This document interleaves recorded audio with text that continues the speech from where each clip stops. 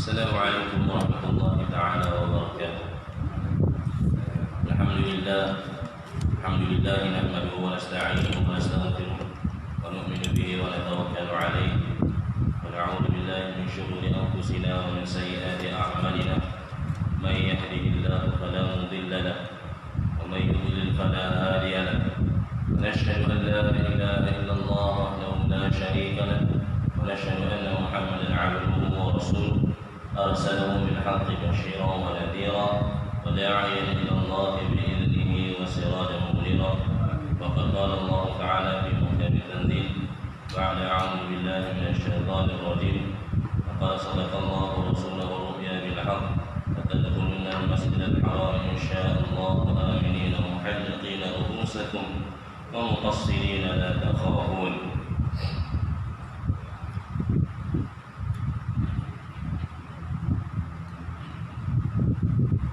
وقال عليه الصلاة والسلام اتخذوا مني مناسككم اتخذوا مني مناسككم أو قال عليه الصلاة والسلام. Alhamdulillah, pertama dan selamanya kita bersyukur kepada Allah Subhanahu wa taala.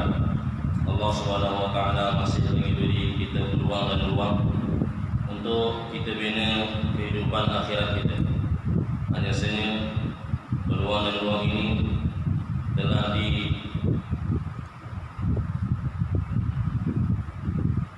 ditinggalkan, telah diabaikan, dilupakan oleh orang-orang yang telah pergi mendahului kita. Mereka akan menyesal, mereka akan merasakan boleh tak kami nak Rabbirji'un, kembalikanlah ya Allah. Rabbirji'uni, ya Allah kembalikanlah kami sebentar. Dalam juzuk 18, dalam juzuk 18 surah Mu'minun, Allah Ta'ala sebut, Allah Ta'ala wartakan mengenai orang-orang yang menyesal. Qala rabbirji'un, ya Allah kembalikanlah kami, la'alli a'malu salihan fima taraktu kalla, moga-moga kami boleh buat amal yang kami dahulu tinggal. Kami dulu sengaja tinggal, tak buat. Kalla innaha kalimatun huwa qailuha, Allah Ta'ala kata sekali-kali tidak. Kalla ni kalimah ar-rad'i wal-rajzi, kalimah penolakan dan juga herdihkan.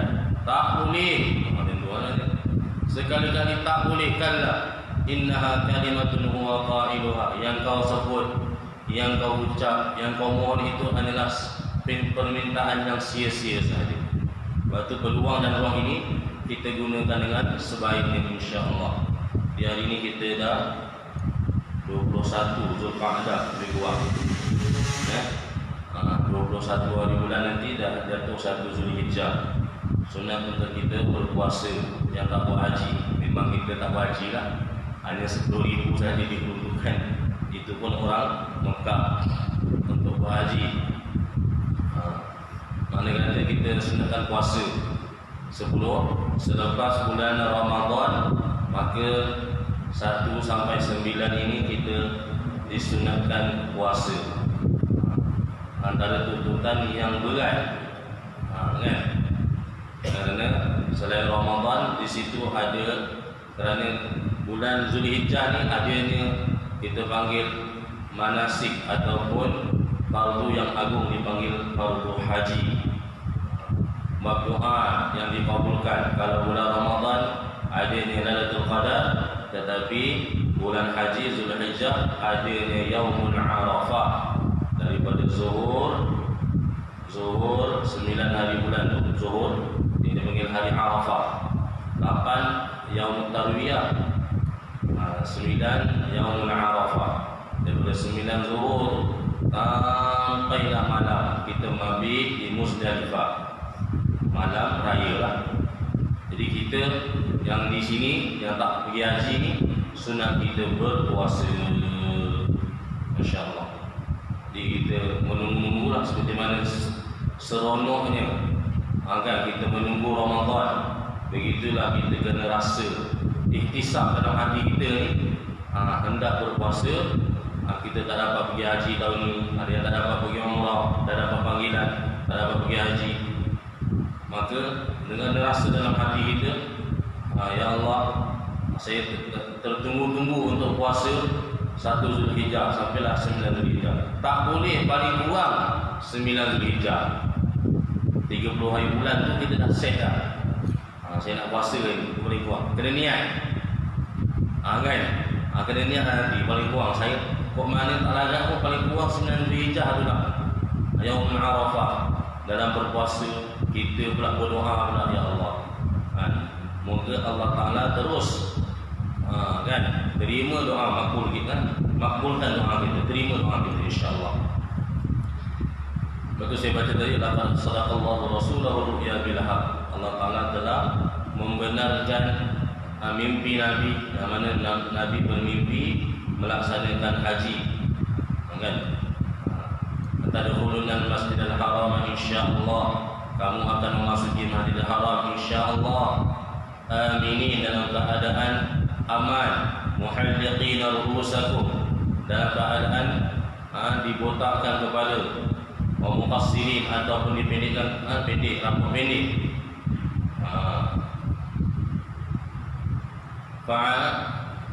Ini menandakan bahawa Nabi diberi berita gembira untuk melaksanakan haji. Masya Allah. Dan Nabi telah mengisyaratkan pada sabdaan Nabi, khuzu anni manasikakum. Selepas 3 bulan atau 4 bulan selepas itu, baginda telah wafat. Zulhijjah, Muharram, Safar, Rabiul Awal tahun sebelum itu baginda telah wafat. Kita sambung insya-Allah. Lepas kita dah masuk bulan haji, kita cerita haji sikit. Kan? Minggu depan nanti nak masuk, kita cerita korban sikit. Sikit-sikit insya-Allah. 12 perwakilan kaum. 12 perwakilan kaum. Di setiap menjadi sunnatullah, menjadi adat yang Allah Ta'ala tetapkan, setiap kaum itu, setiap community itu dia mesti ada ketua. Dia mesti ada ketua.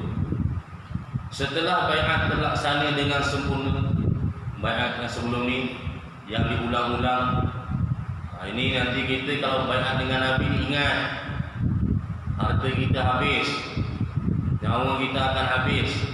Itu permulaan Islam kan. Kita ingat macam kita sekarang lah, kalau ada bisnes banyak-banyak, zakat dan keluar, ingat, ingat tu. Sebab kita dah hari-hari baca. Sebab kita mazhab Syafi'i ni, kita punya doa iftitah tu memang tu lah dia. Kalau mazhab Maliki lain lagi kan. Kalau mazhab apa mazhab Syafi'i punya iftitah? Qul inna salati. Kan? Katakanlah semuanya solatku, wa nusuki, kesemua kefarduan aku, zakat, wa mahyaya, kehidupan aku, wa mati aku, lillahi rabbil alamin. Hari-hari buat pengakuan tu, tak boleh bohong, tak boleh cengkeran. Dari tu. Jadi puasanya, kalau tak yang puasa, saya baru semalam, hari Isnin, Ahad, kakak tu dia baru meninggal sebelum seminggu ke ataupun masa PKP. Jadi laki dia baru meninggal. Semalam, daripada minggu lepas lagi dia nak buat badal haji. Saya cerita dah tu. Jadi kata sabar Ustaz, saya nak selesaikan dia punya zakat. Selesai dulu zakat. Sabar dulu Ustaz, saya nak selesaikan fidyah puasa. Tu. Jadi maknanya dia melaksanakan uruskan harta arwah suaminya itu dengan betul, dengan tepat. Saya dah bayarkan fidyah, saya dah bayarkan apa tadi? Dia punya zakat, dia bayar hutang. Kemudianlah jadi buatkan badal haji. Dah 4 malam lah saya. Malam hari Ahad malam. Dia kata Ustaz dah selesai. Alhamdulillah. Saya nak daftarkan badal haji. Selesai semua, barulah dia boleh buat faraid, akikah harta. Sebab apa-apa tuntutan yang atas suami dia tu dia dah selesaikan. Mana dia faham, ada orang yang betul bagi tahu dia. Kalau orang yang tak betul bagi tahu dia, mohon kita bagi siasat harga. Untuk penasihat 20%. Kan? Minggu lepas kita 3 upload. Orang kawan tadi dia lah, 22 minggu lepas. Kita 3 upload. 20%. Dia minta ada siap-siap dia punya bagian. Ini maknanya orang yang bagi tahu tu salah lah. Tapi kalau orang bagi tahu betul, dia akan buat laksanakan dengan betul, dengan tepat. Rasulullah SAW meminta diadakan pemilihan 12 orang yang akan memimpin kaum masing-masing. Kita 2 minggu lepas kita ada korang untuk 3 kepimpinan teratas, pengurusinya, setiausaha buat pemilihan. Mereka yang akan bertanggungjawab terhadap pelaksanaan klausul bai'at oleh kaum. Klausul bai'at ni, apa-apa bentuk bai'at yang mereka telah lapaskan itu, mereka akan pantau. Macam tu juga masjid surau, dia ada panggil nazir. Kalau kita cakap nazir, N-A-Z-I-R. Kalau Arab dia nun, qad, ya, ra. Orang yang menguruskan. Sebab tu orang yang menguruskan masjid ni, ni bukan fatwa saya bagi tahu hukum dia lah. Fatwa tu lain pula. Kan? Orang yang nazir, yang menguruskan masjid, yang menguruskan surau, apa rumah ibadat kita ni, rumah yang berbentuk wakaf ni, dia boleh gunakan apa-apa manfaat yang telah diwakafkan. Contoh apa kos dia? 200 kos dia minyak, dia nak ulang alik ke masjid. 200 tu kita bayar daripada wakaf. Sebab dia berkaitan dengan kebaikan masjid surau tersebut, wakaf. Jadi kalau yang ada manipulasi itu nanti dia dengan Allah lah. Ni kes ni dah banyak berlaku. Mana saya kan mewakili institusi madrasah, kita kena sedarkan kan. Kadang-kadang orang buka madrasah ni dia bukan bidang dia. Dia nampak boleh bikin duit. Dia. Walaupun kes ni bukan 5 nak ada 2. Kan? Jadi benda ni berlaku. Dia kata ini orang tahu madrasah si orang bagi duit. Sudah. Dia pun buat sebagai alasan yang kuat untuk dia ambil duit dengan Rasulullah. Tak boleh. Lepas tu masjid surau ni bukan kedai bisnes. Kan? Masjid surau ni banyak dah untuk pusat sebenarnya. Dah banyak orang tegur pasal ni. Bukan bisnes, simpan ni banyak. Jangan ada kuliah, jangan pasang apa ni, jangan pasang handphone 24 jam. Kan? Semua fasiliti tak ada. Kalau pasang lampu, pasang depan je. Dan belakang biar gelap. Kau nak masuk susah. Kan? Parking tak payahlah, dia kata. Lampu kereta kan ada, biar boleh parking tu gelap. Sudah hanya motor kena curi, kereta kena pecah. Kan? Tak payah pasanglah CCTV. Kamera letak tertutup, tak payah pasang. Biar boleh. Orang masjid semua baik. Dia tertinggal kan. Sepatutnya apa sahaja kebaikan yang mendatangkan kebaikan untuk masjid itu dia boleh guna. Bukan dia pergi berlumba. Kau ni masjid berapa ribu dah buat duit. Dia lumba lah. Kan? Dia ingat dia punya aset masjid tu. Aku punya akaun banyak, 200,000. Dia lumba. Kena target ni 400,000. Macam bisnes pun tak. Padahal masjid tu apa saja kebaikan yang dipulangkan kepada masyarakat, itulah dia. Masyarakat memberi supaya ada pula pulangan manfaat ni. Rasulullah SAW berkata kepada mereka, keluarkanlah untukku daripada kamu 12 orang ketua yang akan bertanggungjawab terhadap pelaksanaan klausul bai'at bagi kaumnya masing-masing. Jadi ada 12 kaum. Kabilah besar ni tadi Aus dan Khazraj. Daripada Aus dan Khazraj itu dia ada dia ada macam saya sebelum ni lah. Kalau kita bangsa Melayu, bawah tu dia ada Jawa, Banjar, Bugis, kan? Kalau belah Sabah ada lagi ramai banyak lah. Kadazannya, Dayak, Batak semua. Pemilihan 12 orang itu selesai dalam waktu yang tidak lama. Sebab diorang memang daripada dulu lagi dah memang guna kepimpinan. Kan? Diorang dah ada. Mereka yang terpilih adalah 9 orang daripada Khazraj. Jadi dari kabilah Khazraj ni 9 bawah tu ada 9 kaum dan 3 orang daripada Aus. Orang yang terpilih daripada Khazraj adalah As'ad bin Zararah bin Adas. Dan kita yang satu ini Mus'ab bin Umair, tumpang rumah dia. Dan dia orang yang pertama yang bai'at. Sa'ad bin Rabi' bin Amr, Abdullah bin Rawah bin Tha'labah, Rafi' bin Malik bin Ajlan, Barra' bin Ma'rur bin Sakhar, Abdullah bin Amr bin Haram, Ubadah bin Samit bin Qais, Sa'ad bin Ubadah bin Dulayd, dan Mundir bin Amr bin Khunais. Sedangkan yang terpilih daripada Aus adalah Usaid bin Khubayr yang kita cerita dia masuk Islam atas tangan As'ad bin Zararah dengan juga Mus'ab bin Umair tadi sebelum ni, Sa'ad bin Khaythamah bin Haris dan Rifa'ah bin Abdul Mundir bin Zubair. 12 orang ni disebut 286 tu. Kalau kita tengok contoh kaki itu 286, ada pendapat yang menyebutkan bahawa bukan Rifa'ah yang terpilih tetapi Abu Haytham bin Tayhan. Abu Haytham sebelum ni pun dia ada sebut mengenai cerita beliau. Setelah pemilihan 12 orang itu selesai, Nabi Muhammad mengambil perjanjian yang lain lagi. Kalau kita dia ambil wathaqah. Kalau negeri yang tak ada sultan, kita akan pergi dekat agung. Kalau yang ada sultan, dia ambil dengan sultan dia. Kan? Menantikan apa yang dia inilah. Kan? Nabi Muhammad mengambil perjanjian yang lain lagi daripada mereka dalam kapasiti mereka sebagai pemimpin yang memikul tanggungjawab.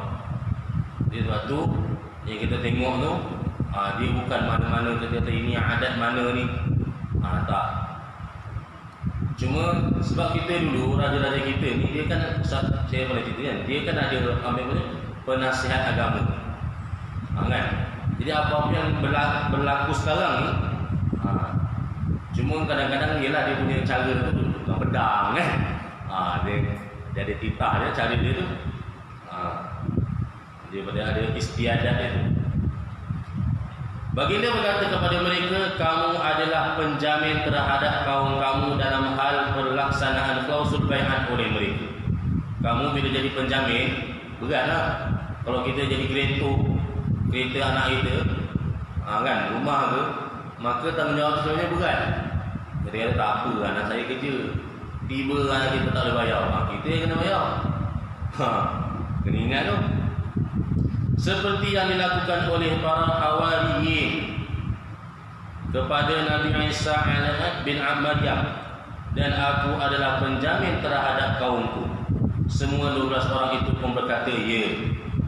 Seolah-olahnya macam sama.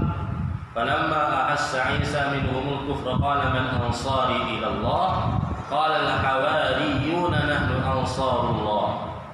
Ketika mana Nabi Isa merasakan kekufuran, adanya kekufuran dalam kaum dia pun berkata man ansari ila Allah, siapa yang nak membantu aku untuk bawa orang-orang ini kepada Allah.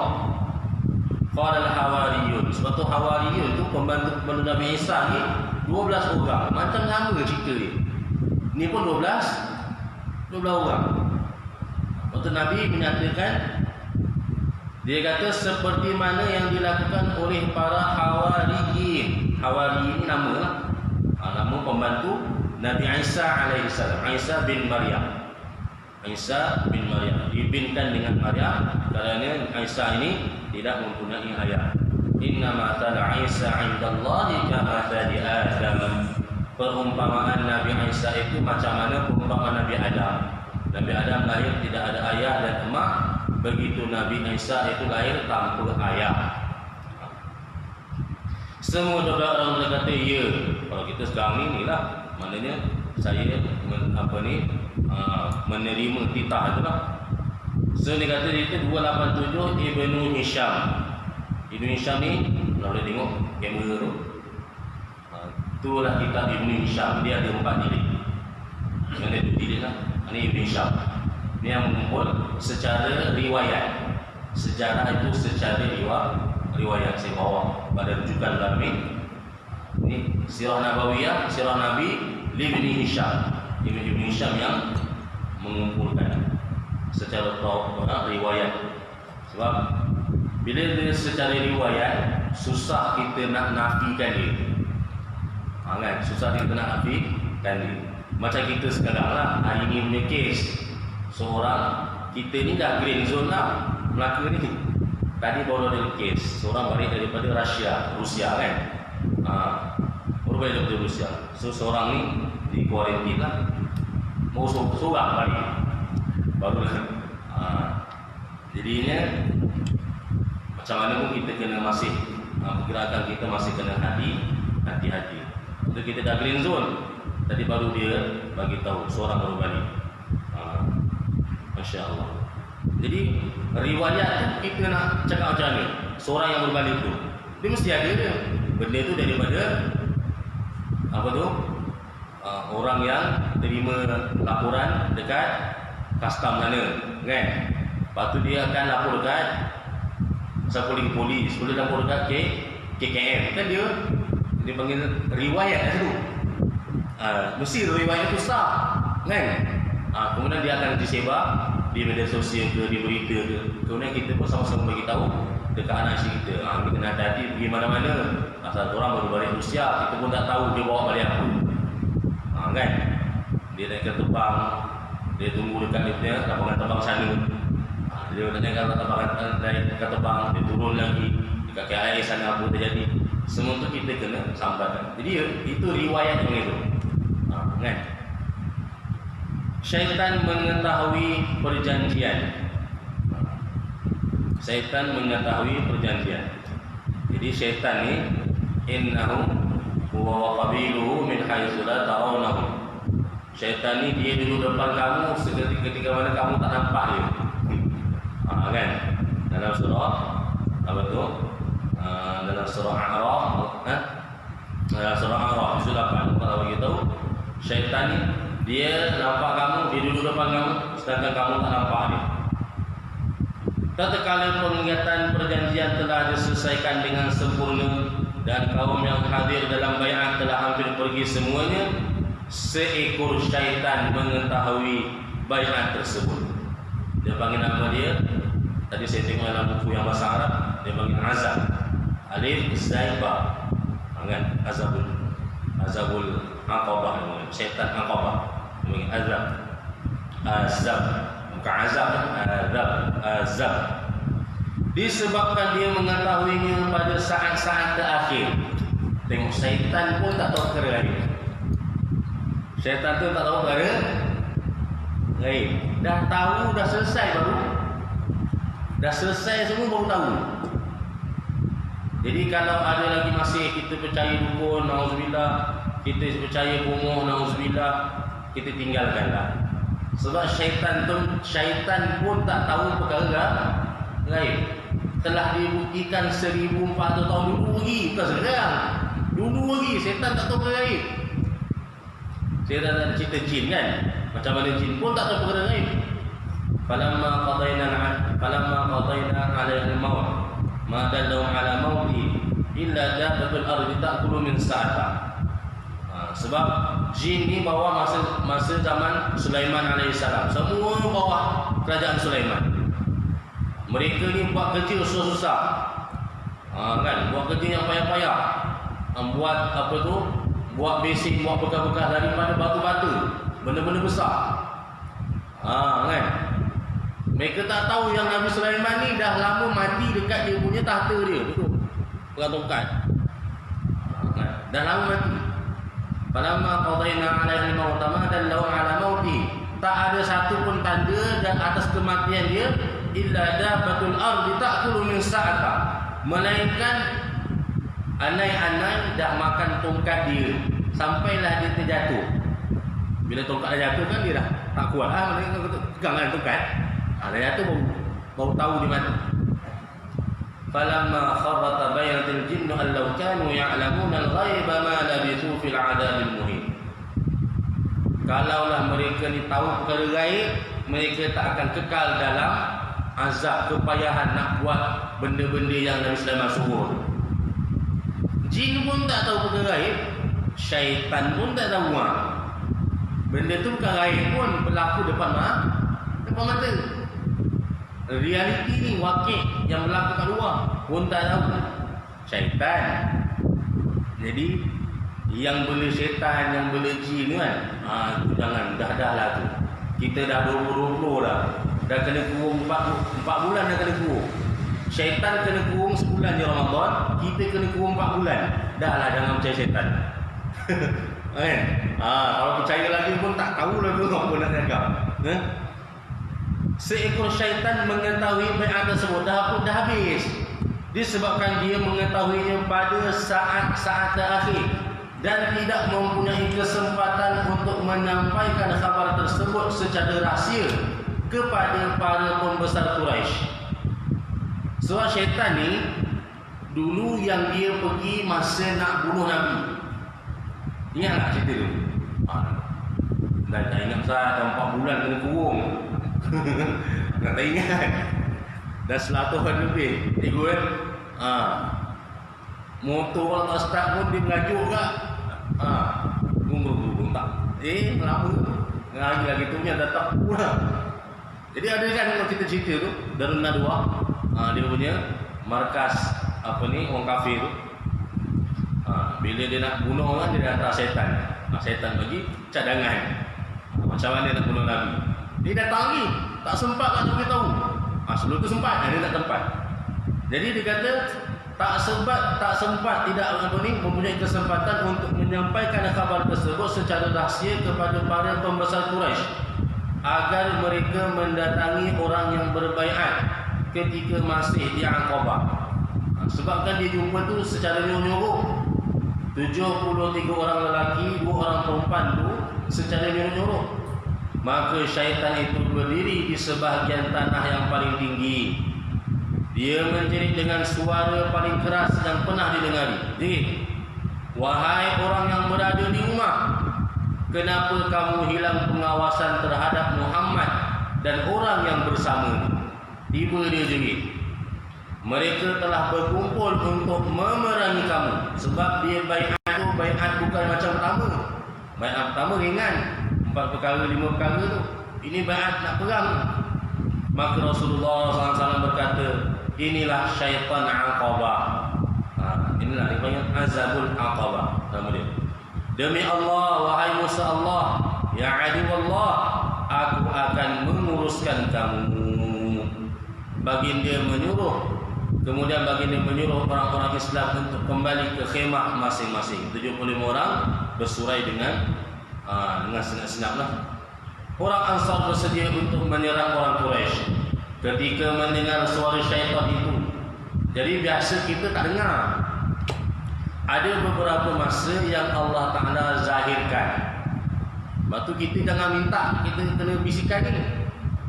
Kan, jangan minta. Buat tajuk cerita kan, bisikan syaitan. Kan? Jangan kena bisik. Kita kena bisik dengan kawan muda tertahan. Awak pencen kan lah. Berilah kita baru. Bisikan kat tu. Kan? Saya cikgu Nuragan kan. Dia kata, cikgu, berilah kita baru. Ustaz, dia kata, saya nak bayar habis rumah lagi. Kita bisik pun tak hangat. Ustaz punya bisik pun boleh tak hangat. Berilah kita baru. Biasa. Sabar Ustaz. Cuma doa lah dia rumah. Pasal kita pun lah PKP pula kan. Jadi dia tangguh. Tak siap-siap pula rumah ni. Dia menyewa kan, saya punya taman tu lorong belakang dia. Jadi lama lah. Dia kata jadi kos lah. Bila dia menyewa, rumah dah bayar habis tapi tak boleh duduk. Jadi kos tu kan kos bayar sewa kan. Kalau kos bayar sewa tu boleh disimpan, banyak lah. Jadi bisikan. Ada bisikan. Jadi kadang ada waktu yang mana Allah zahirkan suara syaitan tersebut. Apa yang berlaku? Abbas bin Ubadah bin Nadlah berkata, demi zat yang telah mengutusmu dengan membawa kebenaran, wallazi ba'athaka bil haq, demi zat wahai Muhammad, demi zat yang mengutusmu dengan kebenaran, jika engkau mahu kami akan menyerang penduduk Mina. Dia orang duduk Mina ni, orang kafir di Mina ni. Besok hari dengan pedang-pedang kami. Esok juga kita kasih settle. Rasulullah SAW kata, lam nu'mar, Not yet lah bahasa kita tu. Belum lagi. Kita belum lagi diperintahkan untuk berperang. Belum. Lam nu'man. Kembalilah kamu ke khemah kamu. Tenang-tenang aja. Mereka pun pulang dan tidur sampai ke subuh. Sabar dia. Pasal ni, lepas tu dia tengok dia punya semangat. Kan? Bai'at terus nak laksanakan. Semangat dia. Orang Quraisy memprotes para pemimpin Yathrib. Dia protes apa yang telah mereka laksanakan. Ketika khabar mengenai bai'at sampai ke gendang telinga, dah berlaku, dah tak boleh nak marah. Kalau sebelum berlaku dia boleh halang, sekarang ni dah berlaku. Bai'at pun dah terlaksana. Sebab mereka sangat pegang pada bai'at tu. Kalau kita dah naik pangkat, nak buat macam mana? Kan? Dah memang ada majlis semua siap, rasmi dah. Dah rasmi. Mana boleh tiba-tiba kita nak komplain lah, tak boleh. Komplain lah. Komplain is komplain. Jadi komplain dia tak menjejaskan apa-apa. Ketika khabar mengenai bai'at sampai ke gendang telinga orang Quraisy, terjadilah kehebohan yang mengakibatkan kecemasan dan kesedihan. Cemas orang Quraisy. Sedih kerana orang Quraisy sangat mengetahui akibat daripada bai'at tersebut terhadap diri dan harta mereka. Sebab bila ada orang bai'at dengan Nabi, bermakna orang akan backup Nabi. Dulu Ali dulu siapa tu? Abu Talib pun dah mati. Kan? Nabi ni keawang-awangan, ada orang ambil cakna, ambil hal dia. Sekarang ada orang dah bai'at, bahaya kita.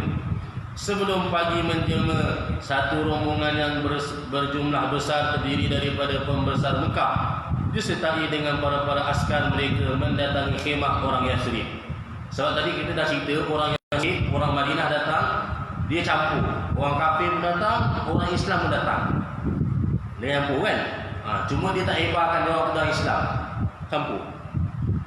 Mereka melancarkan protes yang kuat kepada orang Yathrib terhadap perjanjian tersebut.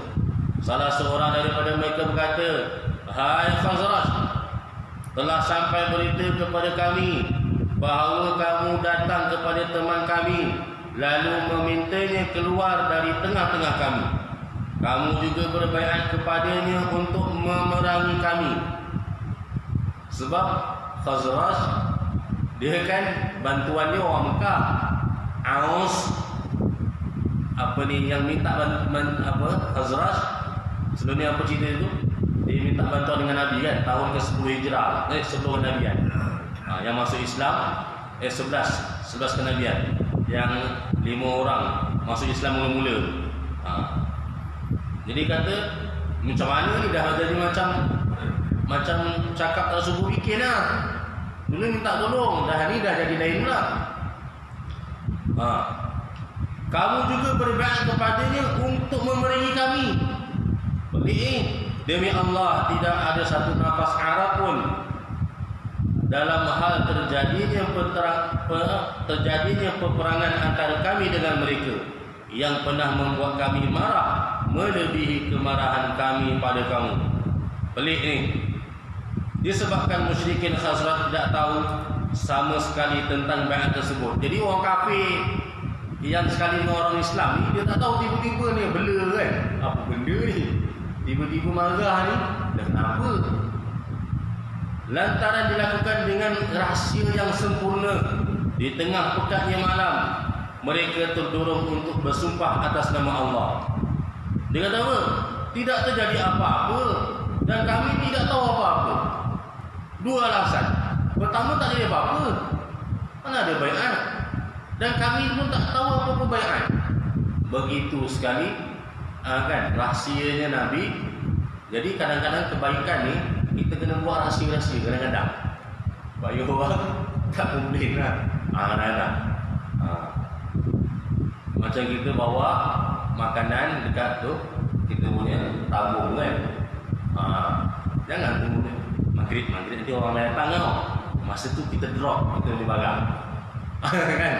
Kan? Tengok, di projek masuk kan? Kan? Banyak barang datang. Alhamdulillah. Kan? Alhamdulillah. Kadang-kadang kalau kita buat tu menyebabkan orang lain buat tu alhamdulillah. Tapi kalau kita buat tu mendatangkan orang muskil daripada kita. Jadi buat haji ni tidak, hujan tak ada, ribut tak ada, angin tak ada, tiba bawa satu lori. Main mana ni? Kita kena jelas satu. Sekarang kita kena buat dengan terang-terang, menjadi contoh pada orang. Kalau kita cikgu buat terang-terang supaya anak-anak murid kita ikut. Kalau kita pemimpin supaya masyarakat kita ikut. Bukan kata mula dah YB kita. Oh sedap murid kita. Kita tak tahu dia buat tu kenapa. Dia pegang duit masyarakat. Dia sebab tu kita ni jangan cepat menghukum. Jangan sekat jarang lah. Jangan cepat menghukum. Kita kena faham. Kita kena ada orang yang betul dengan kita. Kerana ada orang yang betul, tegur kita. Jadi kita ni cepat sangat melantah kan. Jadi kita belajar menilai orang. Kan? Kita ni dah tak ada nilai, lepas tu menilai orang sembrono. Tak boleh. Biarlah nilai itu, nilai-nilai yang murni itu diserap pada dalam masyarakat yang baik, insya-Allah. Akhirnya orang Quraisy mendatangi Abdullah bin Ubay bin Salul. Ni dia panggil kepala munafikin. Abdullah bin Ubay bin Salul. Dan dia kan orang Madinah. Dia pun pergi ke Abdullah bin Ubay bin Salul yang kemudian mengatakan, ini tidak benar. Ini tidak mungkin terjadi. Kaumku tidak mungkin bertindak penuh dusta seperti ini. Selama aku di Yathrib, kaumku tidak akan melakukan apa-apa hingga mereka meminta pendapatku. Ini sangkaan Abdullah bin Ubay bin Salul. Dia ni kepala munafik. Dia panggil apa? Dia memang ada kepala munafik. Menzahirkan keislaman di dalam hati kekufuran. Itulah munafik. Tapi dalam kitab Imam Ghazali bagi tahu sekarang ni diguna dengan zindik istilahnya. Diguna dengan zindik. Kan? Zindik ni apa? Sama dia punya ta'rif dia, definisi dia, iaitu menzahirkan keislaman tetapi penuh di dalam hatinya dengan kekufuran, membenci Islam. Sedangkan orang Islam saling berpandangan satu sama lain. Kata, kan? Mereka tetap diam, buat tak tahu. Tidak seorang pun daripada mereka bercakap sama ada membantah atau mengiyakan. Ya pun tidak, tidak pun tidak. Senyap. Maka para pembesar Quraisy cenderung membenarkan kata-kata musyrikin Yathrib. Memang tak jawab apa. Sehingga mereka pulang dengan tangan hampa. Maknanya tangan kosong. Benda tak ada. Ya ke ni? Tak ada. Tak ada. Percaya. Kepastian berita dan pemburuan orang yang berbaiat. Pembesar Mekah pulang dengan perasaan yakin bahawa berita baiat tidak benar. Kata betul lah orang apa yang Abdullah bin Ubay bin Salul cakap tu betul lah tu. Namun begitu mereka masih tetap menyelidiki. Tak wadi. Sebab tu saya dah ulang banyak kali. Kalau dia tak wadi, sampai bila dia tak wadi, cari juga. Kalau orang tak wadi dengan kita buat 1000 kebaikan, satu je buruk, yang satu buruk tu ada tengok. Sebab tu orang mukmin ni sepatutnya kan, dia melihat 1000 kebaikan pada orang dan dia menutup satu keburukan orang tu sepatutnya. Tapi dia tak. Dia melihat 1000 kebaikan dia dan melihat satu keburukan orang. Dia melihat 1000 kebaikan dia dan melihat satu keburukan orang. Itu yang dia silap. Orang mukmin ni dia tidak begitu. Pandangannya dia terbalik. Melihat 1000 keburukan dia dan melihat satu kebaikan orang. Dia terima kebaikan orang. Maka terus mengumpulkan maklumat dan menganalisis dengan cermat. Buat analisa main-main. Hinggalah mereka yakin dengan pasti bahawa berita baiat benar-benar ada dan baiat telah benar-benar terjadi. Jadi kita tak patut kalau orang kafir musyrikin Mekah pun pandai menilai. Tengok betul-betul, cari analisa dulu. Kenapa kita boleh menghukum terus? Walaupun benda itu dah terjadi, kan? Kita tak boleh bayang macam mana 75 orang tadi tu dia boleh keep secret. Kan? Memang pegang betul, jangan cakap ya ke tidak ke, kan? Nanti kalau balik dalam khemah tanya orang pergi mana ke, tak ada langsung. Seorang pun tak tahu. Tengok macam mana dia pegang rahsia. Lepas tu dalam hadis Nabi kata al-majalisu bil amanati. Majlis itu penuh dengan amanah. Kita ada mesyuarat agung kita punya AJK. Kalau ada benda yang kita kena keep secret, jangan keluarkan. Untuk kebaikan bersama. Kita senyaplah. Jangan kata aku semua rahsia doang, nak bukit je. Tak tahu lah. Aku nak beritahu rahsia ni. Patutnya rahsia dah beritahu. Orang kita orang macam tu. Nak beritahu rahsia ni. Kalau rahsia simpan je, jangan beritahu. Patutnya lah. Betul je. Ini dah. Betul. Ada Nabi ni diamalkan oleh sahabat. Al-majalisu bil amanati. Dah habis? Al-majalisu bil amanati. Majlis ni dengan amanah. Ada yang benda yang kita tak boleh bawa keluar untuk kemaslahan ammah, maslahat umum, maslahat bersama. Maka jangan bawa keluar. Macam ni mereka boleh simpan 75 orang ramai ni orang ikut. Tapi semua tak bagi tahu apa pun. Tak tahu pun orang. Yang kita tak tahu pun. Namun begitu hal ini diketahui setelah para jemaah haji pulang ke negeri masing-masing. Maka orang Quraisy memacu kuda mereka untuk memburu orang Yasrib. Ikut. Namun begitu setelah sekian lama meronda, mereka hanya mendapati Sa'ad bin Ubadah dan Mundir bin Amr. Mereka berusaha memburu kedua-duanya. Kemudian mereka membiarkan Mundir terlepas kerana dia telah tua dan lemah.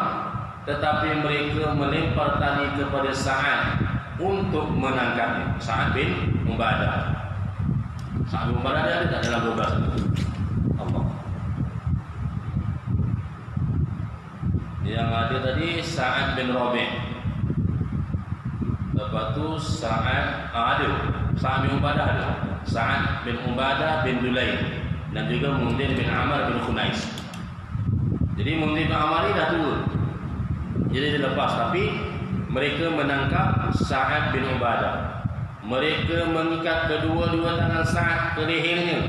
Ini kan. Menggunakan tali pemegang kuda. Di sepanjang jalan hingga sampai ke Mekah, mereka terus memukul Sa'ad. Paksa dia. Betul tak ada perjanjian? Betul tak? Mujurlah Mut'im bin Adi dan Haris bin Harab datang membebaskannya daripada siksaan mereka kerana Sa'ad bin Ubadah ini dahulu pernah memberi jaminan keselamatan bagi kafilah dagangan Mut'im bin Adi dan juga Haris bin Harab ketika mana mereka melalui Madinah suatu masa dahulu. Jadi kita kena ingat Mekah, dia kalau nak pergi perairan dia kena ikut Madinah. Dia boleh pergi atas, jauh lah dia pergi Madinah ni ke bawah kan. Dia boleh. Macam mana kita dengar cerita siapa tu? Allahu sallallahu alaihi wasallam. Siapa yang kena belasah tu? Apa tu? Abu Zar Al-Ghifari. Kan Bani Ghifar. Kita kena lalu dagangan mereka akan lalu melalui Madinah. Ketika kehilangan Sa'ad, orang Ansar bermesyuarat. Tengok-tengok Sa'ad tak sampai. Mana Sa'ad ni? Ni cerita ni dia dah ringkas ya. Orang Ansar bermesyuarat dan mereka memutuskan untuk menjemputnya. Namun begitu, baru saja mereka mau berpatah balik ke arah Mekah, tiba-tiba Sa'ad muncul di hadapan mereka. Sebab telah dibebaskan oleh Mut'im bin Adi dan juga Haris bin Harab. Akhirnya mereka semua sampai juga di Madinah. Tak ada apa tu? Tak kantoi lah, bai'ah tu. Saat tadi kena pukul senyap kan? Dia tak bagi tahu. Hanya ni macam mana dia boleh simpan rahsia. Kita syarab apa ni? Ada apa? Malam ni nasi Arab malam nasi Arab. Orang tu bilang malam nasi Arab. Ada cerita. Tak. Tegur dia. Kena hodok ni. Tegur dia jadi. Ada pemahaman tu ni. Allah Akbar. Semoga Allah Ta'ala kita tengok macam sifat mereka memegang janji Nabi Muhammad SAW, perang teguh. Lepas ni tajuk dia adalah cerminan cinta. Semua sejarah membuktikan bahawa cinta mereka kepada Nabi mengatasi harta, diri dan keluarga mereka. Wallahu ta'ala a'lam. A'udzubillahi samii'al 'alim minasyaitonir rajim. Bismillahirrahmanirrahim. Allahumma rzuqna mutaba'atan Nabi Muhammad sallallahu alaihi wasallam. Ya Allah, rezekikanlah kami kecintaan mengikuti baginda sallallahu alaihi wasallam, awalan wa akhiran wa zahiran wa batinan wa qawlan wa fi'lan wa ibadatan wa amalan salihatan wa niyatan salihah. Baik daripada permulaan sehingga akhir hayat kami, baik amal yang zahir maupun amal yang batin, baik perbuatan, percakapan, niat kami yang baik semuanya mengikuti baginda sallallahu alaihi wasallam. Wa sallallahu ala khairi khalqi Muhammadin wa ala alihi wa sahbihi wa baraka wa sallam. Alhamdulillahirabbil alamin.